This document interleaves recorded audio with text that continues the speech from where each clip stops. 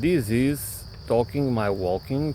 I am Rodrigo Ribeiro, and today I'm going to talk about class, environment, capitalism, and entitlement. Environmentalism without class consciousness and an anti-capitalist and anti-imperialist perspective becomes environmentalism for the rich, which there is the examples of so-called green parties, pro-war, pro-capitalist green parties. This is the environmentalism for the rich. What do I mean by that? The people. There is one thing that defines, in general, people that are influenced by the capitalist meritocratic philosophy, which is entitlement, privilege and entitlement. And even if we are not rich, but we already we grow with that perspective of being entitled to by our social condition or by whatever reason it is, we just feel entitled to be served, entitled to have access to this, to have access to that. We never think about limits, we never think about reciprocity. We just, and generally, we think about our entitlement. And the environment for the rich, which is for not, when I say environment for the rich, I do not mean only for the rich, but for the rich countries and the middle class, middle and middle upper class.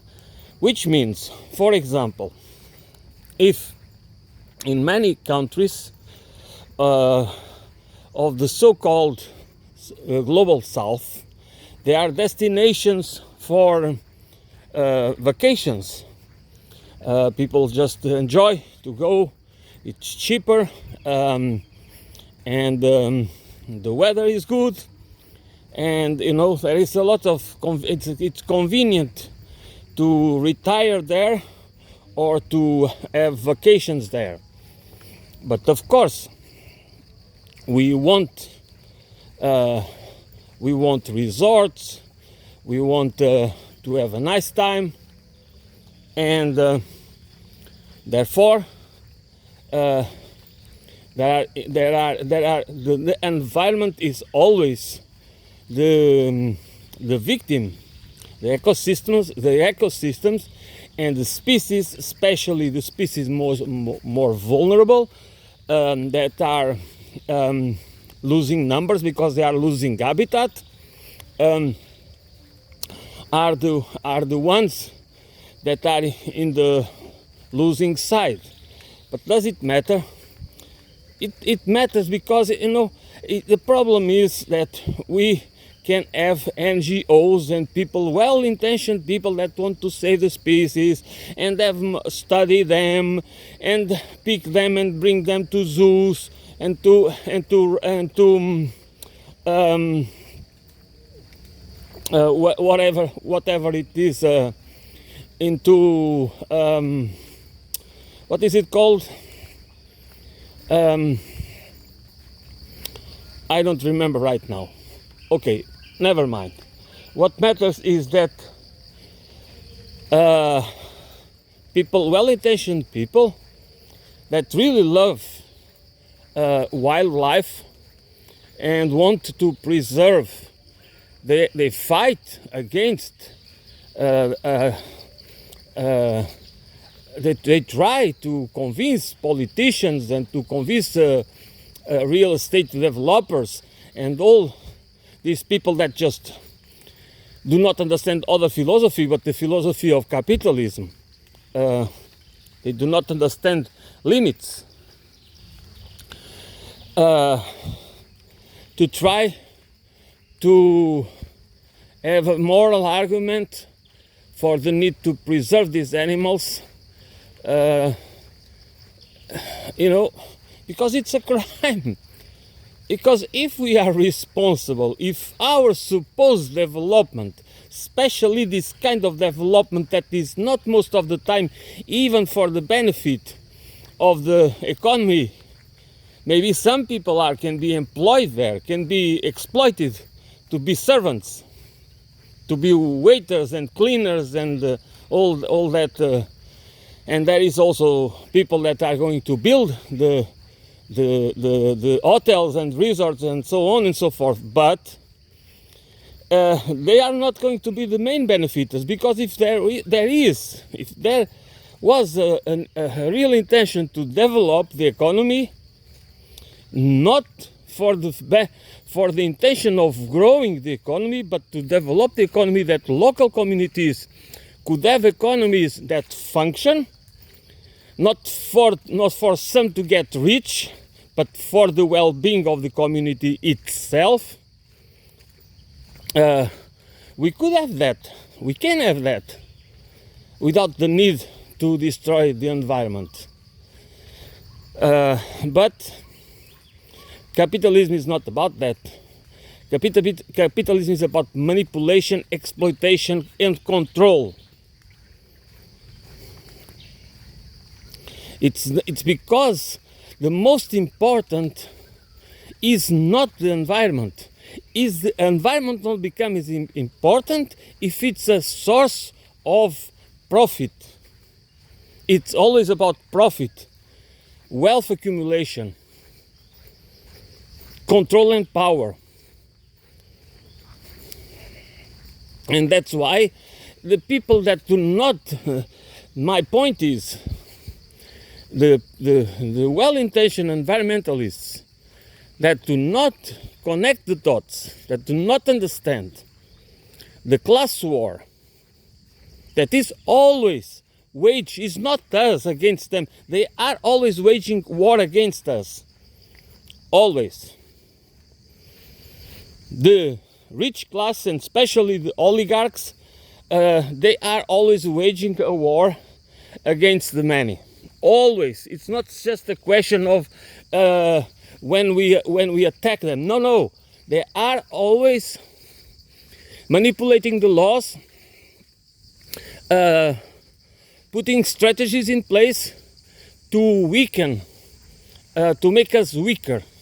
That's what they have been doing in the West during the last 40 years. Convincing us of all that the state doesn't function, while putting politicians, even more corrupt politicians, with neoliberal visions of the economy. That's what they have been doing for the last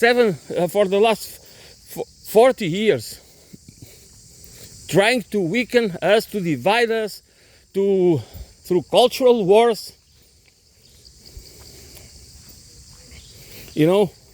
Identity culture, personality cult. I mean, it has been a continuous war waged by especially the fire sector. So we, for the people that really care about the environment, that really care that we should share this planet. We are not entitled to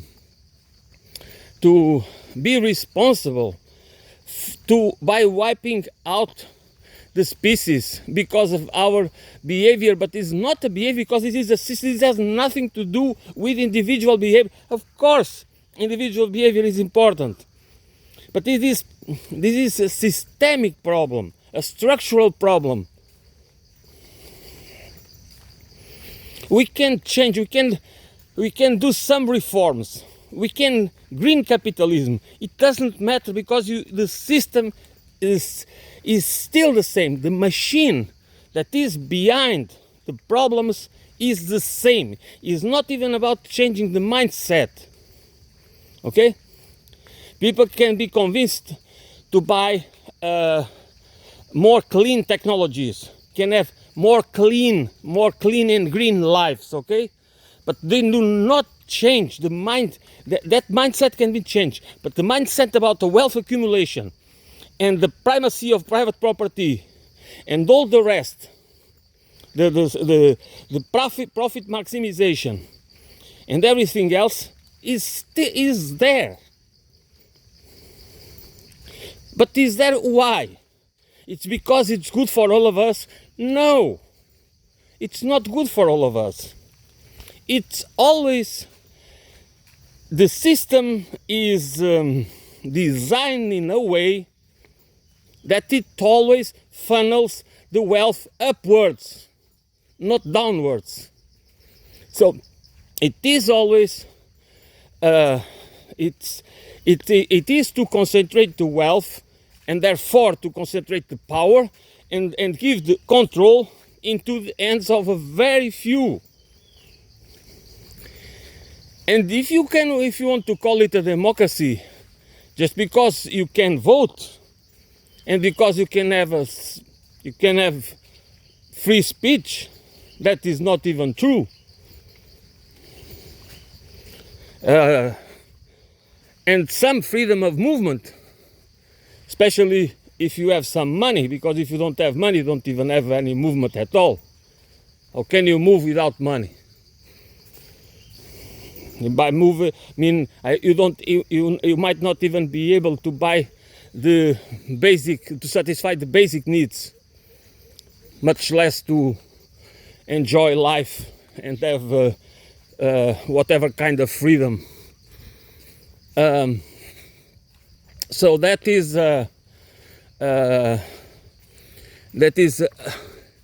in my opinion,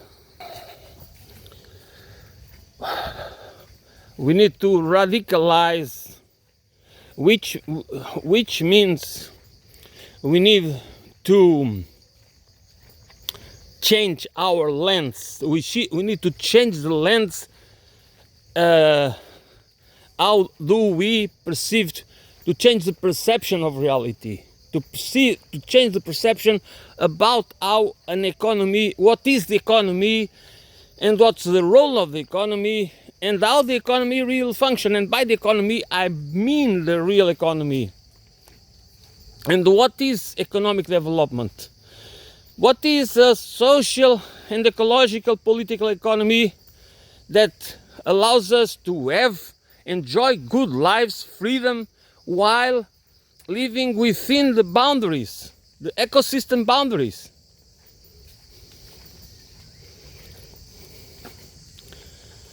That is, why should we just believe that we are entitled to limitless stuff?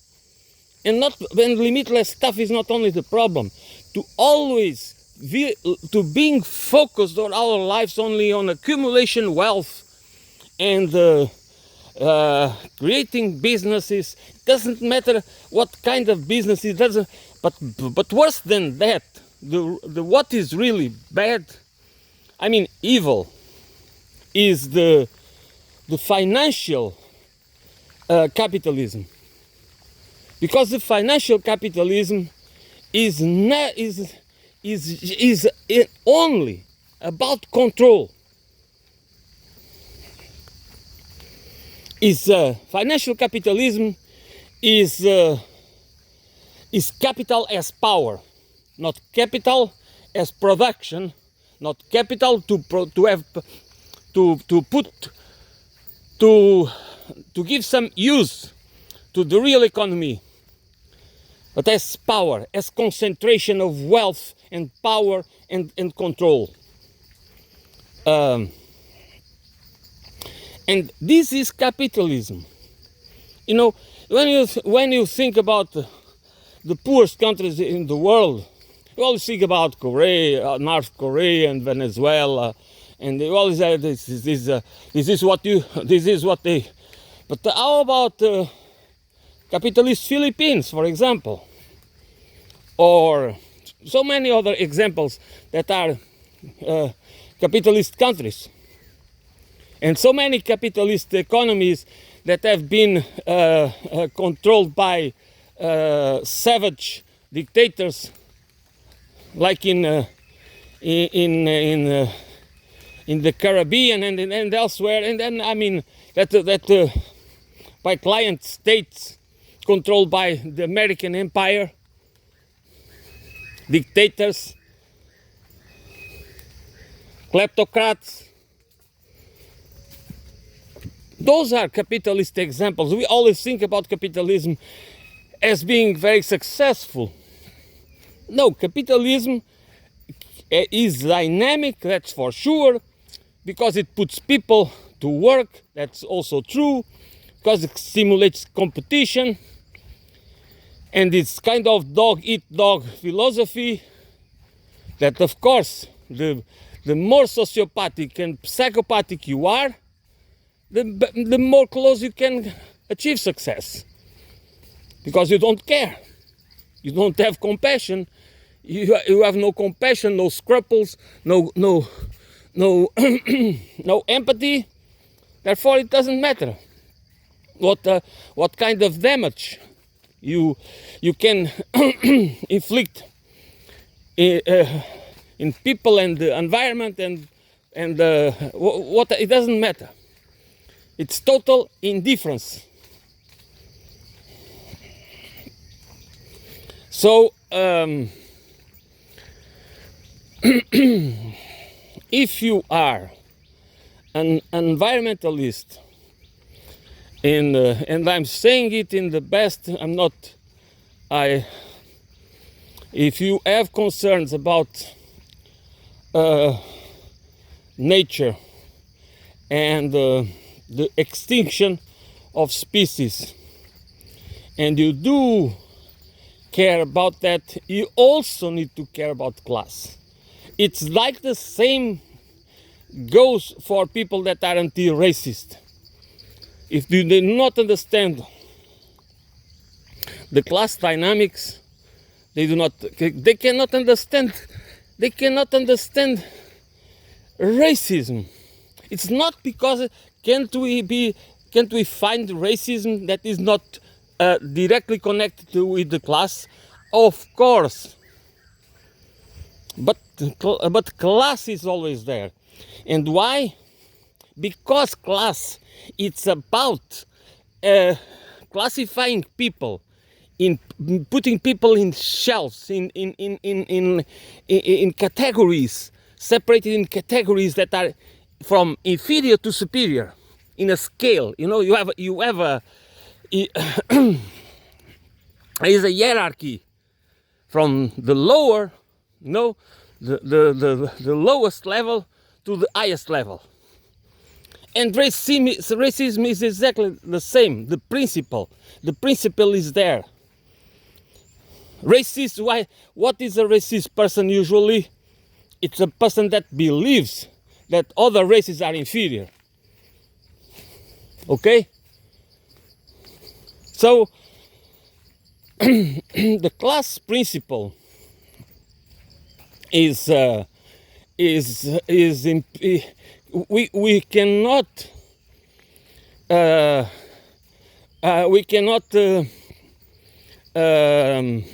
alienate it. Otherwise, we do not understand it. We just do not understand.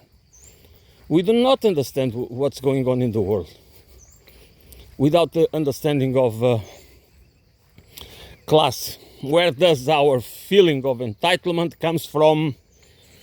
With our lack of compassion and empathy, where our indifference, where it is pathology of the self-centrism,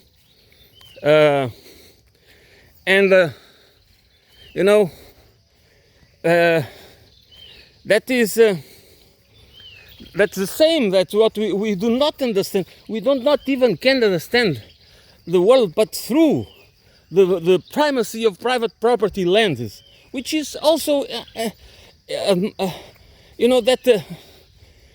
as if I mean, it's not because I'm not say I don't know if we should abolish property totally or not, but I know that property, private property, and the accumulation of wealth, it needs to have a limit, a ceiling.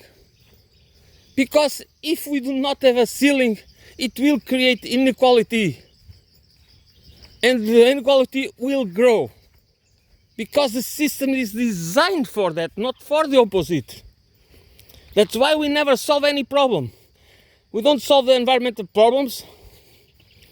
We don't solve the poverty problem, because the ones that are really in control do not want it.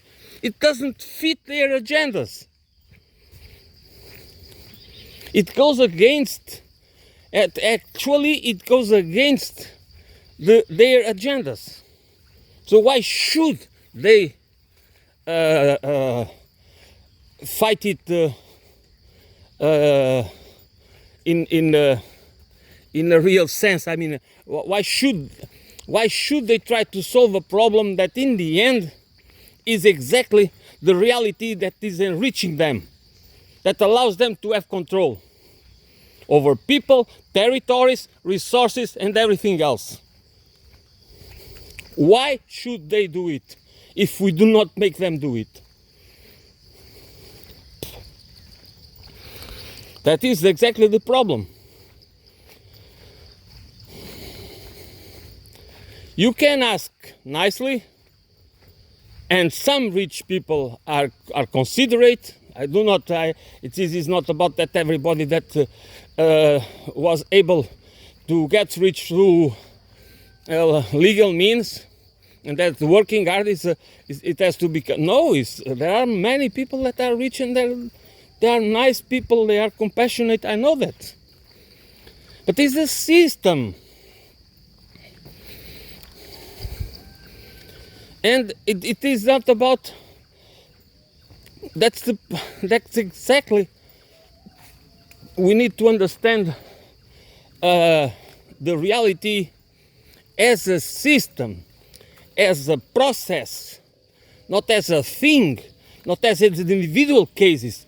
It's not because individual cases do not matter. Of course they do. But we never solve the systemic problems if we do not have an understanding of how complex systems, such as the society, as the economy, works. And for the benefit of whom? Cui bono. If we don't do that, we will be victims of the ones that manipulate, they might not do it by themselves, but they pay to others to manipulate us. It always comes to my mind how Edouard Bernays came with the idea of the torches of freedom to liberate the woman. Now women can, there was half of the population that was not smoking, okay? So the cigarettes companies, we have this market here. We need to put this women smoker, we need them. We need to create more dependence. This is crazy, but this is how the system works.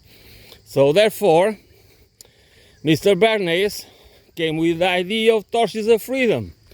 Now women, you can empower women, just put them smoking. They can smoke, they can spend a few bucks, and they can get addicted to smoking. And it is a true symbol of freedom, Now you are more free. Of course, that's the opposite. What kind of freedom is that? It's exactly what they are all the time doing, giving you ideas about freedom that just make you more dependent on convenience, and becoming more addicted to habits and behaviors that in the end are not making you more free. I mean, by you I mean us, okay? but exactly the opposite. Of course, there are some physically, we in some cases our lives are technological, because of the technological development. Our lives are easier in many aspects, which is good. I'm not against that. Nobody is against. Nobody wants the women to go back to the river, to wash to the stream, to the creek, to wash the clothes. No, that is a liberation. We could also the example of a washing machine as part of the liberation process that gave a certain freedom to women. That is a good example that was kind of created by capitalism. That's a good example.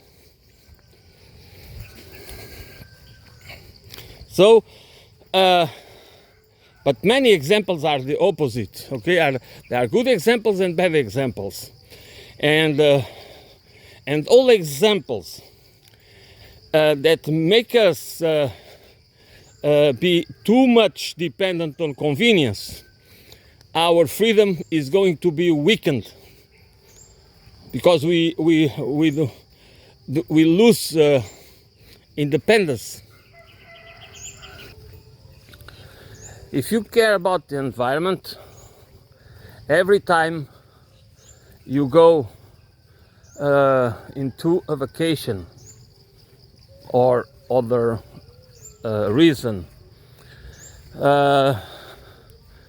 and to enjoy a resort in the middle of nature, or in and then there is not only one, there is a compound, there is always an area that is been erased to build hotels and resorts and all the conveniences to attract tourists. Otherwise, they do not go there. All right. So, and I mean, should at least try to understand if in that area there are species that are endangered. And you just think that if you feel entitled to, because you have been working, you saved money, or you are rich, and even worse, because then you want to have all the toys, If people want to have all the toys, jeeps, and I mean, you know what I mean. All the toys that the market economy can offer if you have money to buy them or to hire them. Then you can ride over the dunes and destroy the I mean, you can destroy the habitats, you can disturb the livelihoods of the species, you can make noise, you can, I mean, whatever. Just because it's your money, You feel entitled to it, and this feeling of entitlement is horrific. Because at least should be a compromise, that we should understand that if we cause damage, if our lifestyles, if our entitlements cause damage, or can even contribute to the extinction of a species, we should feel guilt. That is a good reason to feel guilt, but to do something about it, because we can feel guilty or ashamed, and you can keep repeating the same behavior. And of course, all of us are guilty. I know. All of us, we are not perfect. I'm not the one that advocates for perfect people, perfect behavior, perfect whatever it is. But we need to have, I mean, if we have some humanity left, we need to care about the world, about humanity, and that I think we need to have. We should see the life through the lens of a certain simplicity of life. Frugality is not bad. I mean, I do not want. I mean, it's different because, you know, that's why I advocate for different roles in society according to age. I do not want. I could not have the same perspective of life when you are 18 or 81. Okay, from 18 to 81, we change a lot. We acquire a lot of knowledge and go through a lot of experiences that might change or might change more or less. It depends on the person and on a lot of variables. But we change, so we have different perspectives, and therefore we should have roles in society not based in profession or other roles, you know, but according to our age. Should be not be condemned to be only recognized by your profession or lack of it, or whatever it is, that you have a social role that some never have the possibility to have any relevance in society, because the role in society is defined by what you do and by how much you earn. So that's what defines your role in society. So my point is, we should really think that simplicity is good, is not bad. Frugality is not bad. Feeling entitled to everything because you have the money to buy it, or even if you don't have the money, it's not. It's already a form of supremacy, that you feel superior to whatever it is, and that is not. That's we cannot have democracy. How can we have democracy if we feel entitled for more than others? If we believe that we are better than others, and if we feel we are more important than other forms of life, or I mean, doesn't matter what it is. It's just the same thing about the techno-fixism, you know, that we believe that technology can fix everything. Technological innovation can fix everything. So that's the same. What drives technological innovation? Most of the time it has nothing to do with the intention to solve problems, but to make money, to have for power and control. That's what the military is about. And why most of the research, and where did the internet come from? From DARPA. What was DARPA?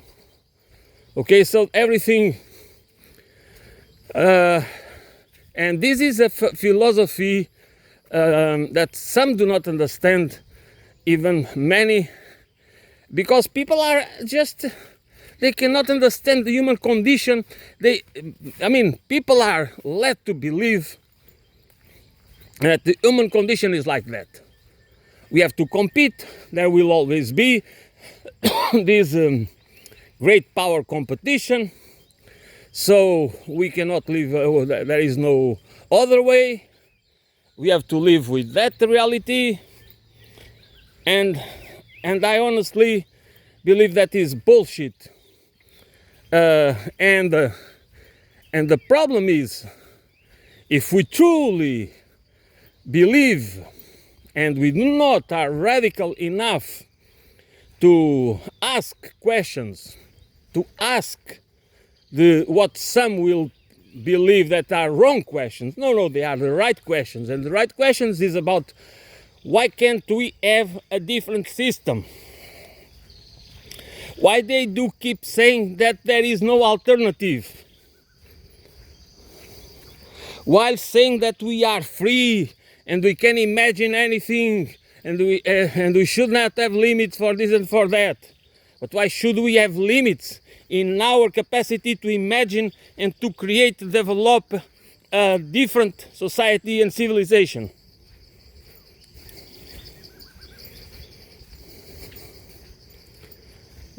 But for that, we truly need to put class in the equation,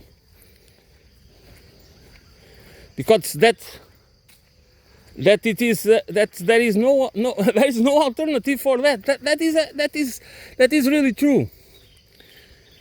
If we do not put class in the equation, we will never be able to organize, to unite,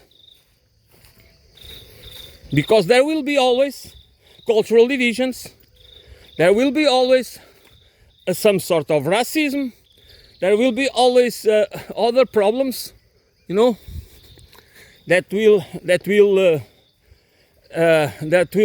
can be used to fracture, to create friction, social friction and conflict, to divide people. And if we want to understand how much do we need to see private property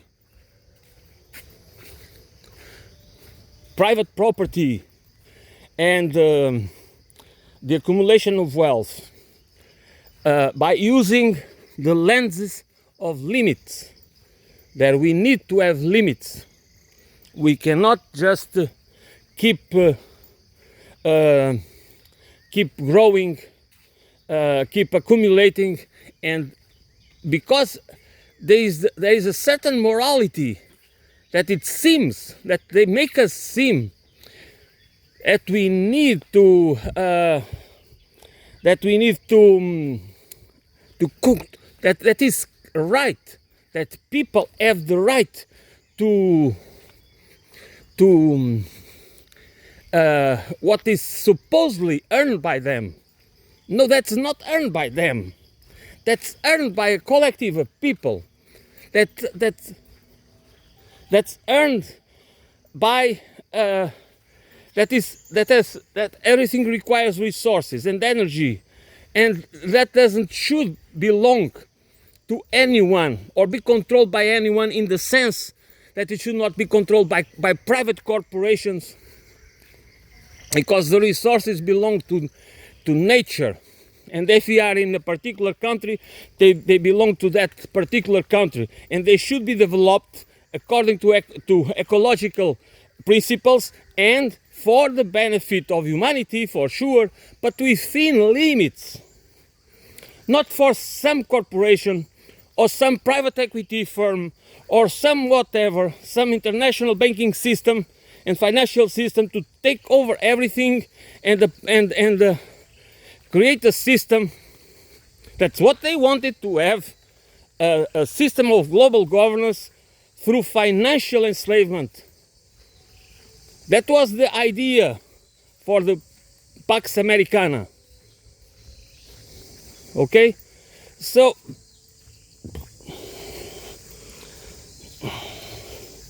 of course, that's what I say. We need to understand that there need to be limits, because what's moral, it's to have limits, and everybody understands that. Everybody understands that our freedom is not limitless.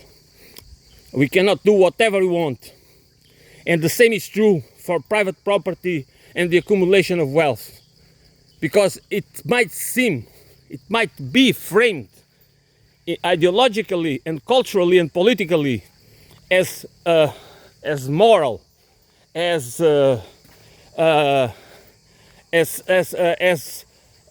right, but it is not. If you analyze it in a different perspective, which is the perspective that everything is interconnected in a holistic way, you understand that these people are accumulating wealth that they do not belong to them. In accounting terms, it seems like that. Okay? Because they are selling their stuff. Their stuff have property rights and blah blah blah, and so therefore it seems correct that in a capitalist order, it seems that it belongs to them. But it has to have limits. Otherwise, what we create is a monster. That's what we have. Because we have a few people controlling everything, because they are allowed to accumulate private property and wealth, limitless wealth and private property. So therefore they can control everything. They can control the life of all of us, and they can decide on our behalf what's good or bad for all of us, and for nature. Is nature there to be saved? If they want to save it for whatever purpose, they do it. But they want to have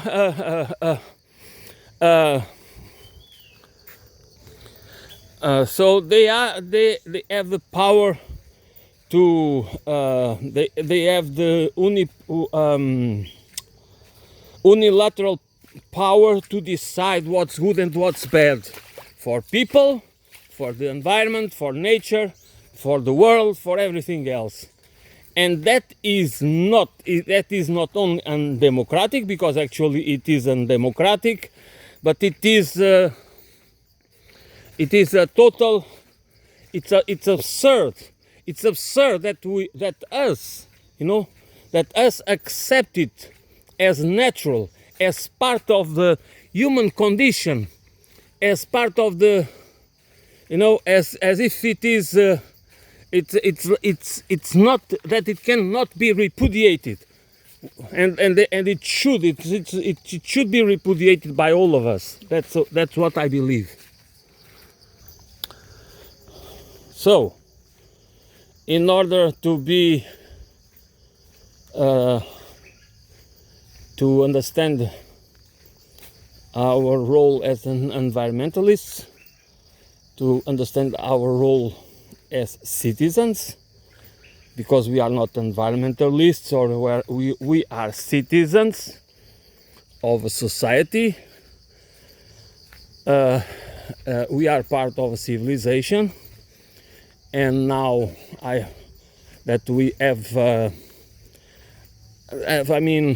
some say that is the end of globalization. That might be the end of a model of globalization that was controlled by the United States.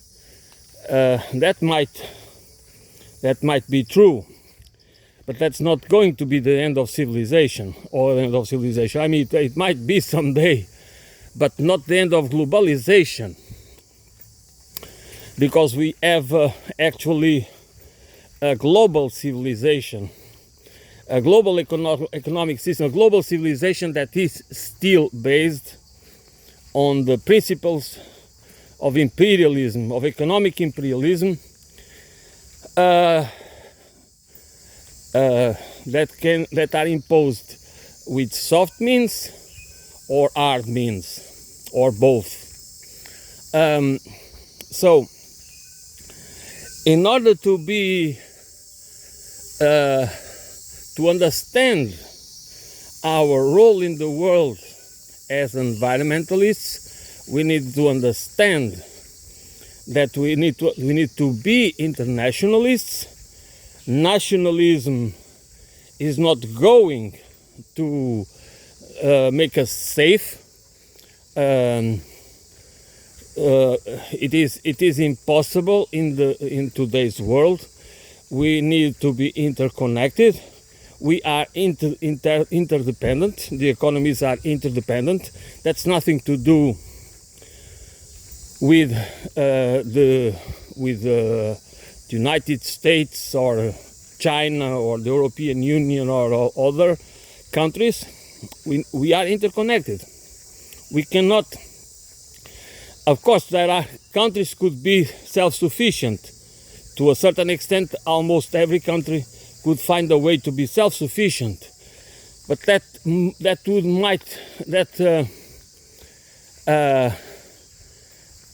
I think that's not the how we should live. We should have an international community. We should cooperate. We need to cooperate to have international institutions to level the playing field in order that every country has the opportunity to develop their economies and to be free of debt enslavement. That was the purpose, and people need to understand it in a comprehensive way. The purpose of the existence of the World Bank and the IMF, it was to be financial tools, instruments of financial terrorism, literally, to enslave the countries, to keep the countries dependent on the dollar, to have, because if you go into that, into a foreign currency, you need to open your economy. You need to find the dollars somehow in order to pay the debt, or at least to pay the interest on the debt, because they don't need you to pay the debt. This is absolutely crazy, because when they talk about that, they do not care, because the money doesn't come from their pockets. Okay, this is another lie, another layer of lies. The money that these institutions and private banks lend to poor nations or not so poor nations, it doesn't come from the pockets of anybody. It is created out of thin air. Okay? And it's under the control. It was neo-colonial. These are neo-colonial institutions that had the purpose to keep colonialism alive, to keep controlling, and that means to keep controlling the resources and the people and the land and everything else.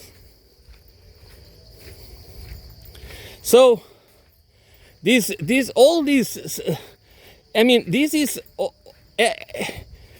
that's why the web of lies are so thick that we really need to unlearn. That we need. We are controlled by the dominant narrative. So that's the problem with us. We have dominant narratives controlling how we perceive the world and how we perceive ourselves, and how we go about to relate with each other. So unless the other dominant narratives, and about the narratives, they don't need to be true, or they can, most of the time they are lies or half truths. Okay, it doesn't matter, they still run us. they still make up our identity, our ideological and cultural identity. So the only way is to replace. We don't erase narratives. We replace. We replace the dominant narratives with other dominant narratives to become other narratives need to become dominant in order to be that we do not are anymore under the influence of the old ones. So that's why, in order to understand how the economy really functions, what's the problem with our system, why the capitalist system is always imperialistic, and what's wrong with this system, and why we need to get rid of it. We need to understand it through other lenses, otherwise we are not able to do anything to unite and organize. It's not because it's impossible. It's not because there is no alternative. That's a lie again. It's because we are conditioned by the narrative, the dominant narratives that run in our subconscious minds, in our cognitive affective systems.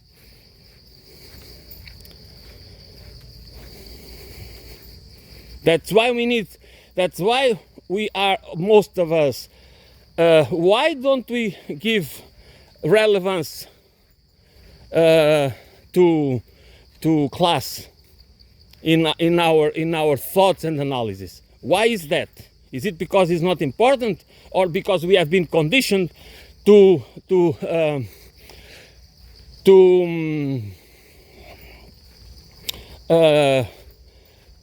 be oblivious to class? What do you think? That class doesn't matter, doesn't exist? Of course it exists. It exists. It is a huge problem. And if we do not understand, we do not understand. We just get it wrong. Then we don't know how things don't work. Why this doesn't work? We are discussing the same decade after decade. We discuss the same problems. They never go away. Why is that? Then we think it's a failure. We can't believe that because we don't understand class. And then we start to believe that's the failure of humanity. And then we start to believe that humanity is a virus, kind of, that we need to get rid of humanity. No, humanity has existing for hundreds of thousands of years, and they could get along with nature in spite of some narratives that try to say that the peoples were driving, that were killing mammoths in enormous quantities and blah blah blah. I mean, there is crazy narratives that can be justified in some way. Anyways,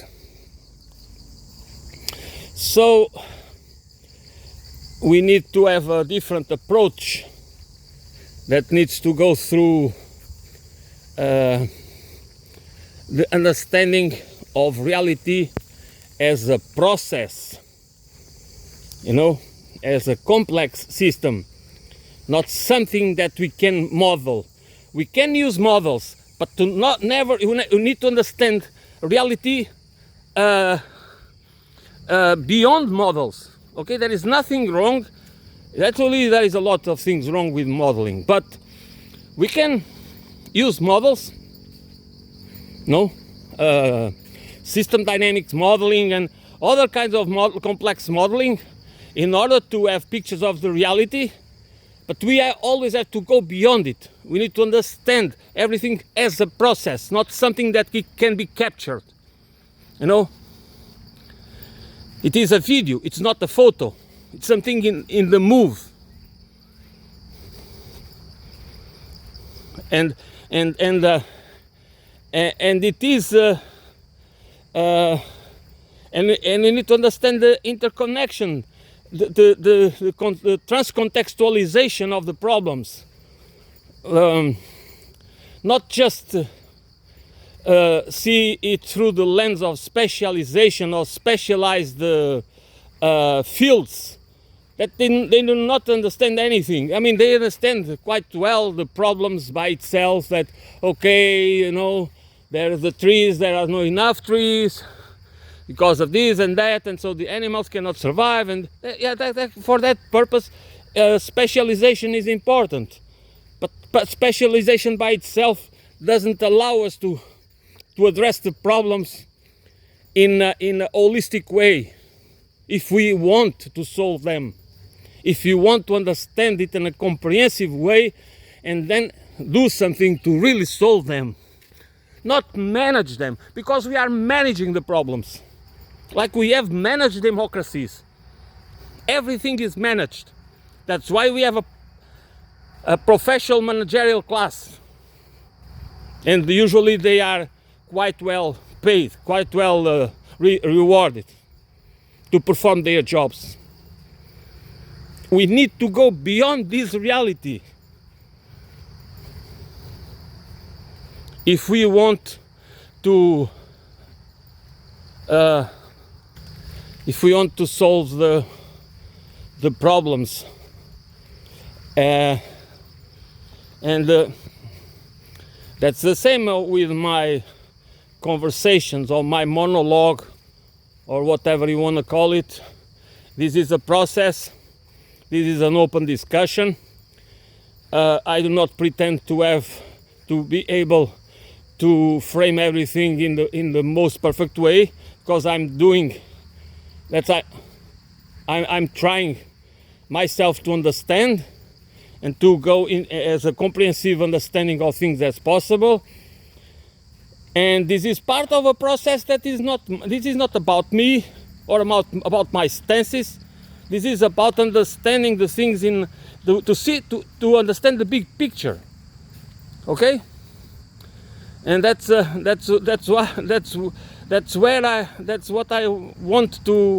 I try to do. To be as sincere as possible. Because intellectual honesty matters a lot to me. Okay? Thank you for listening. I'll be back soon.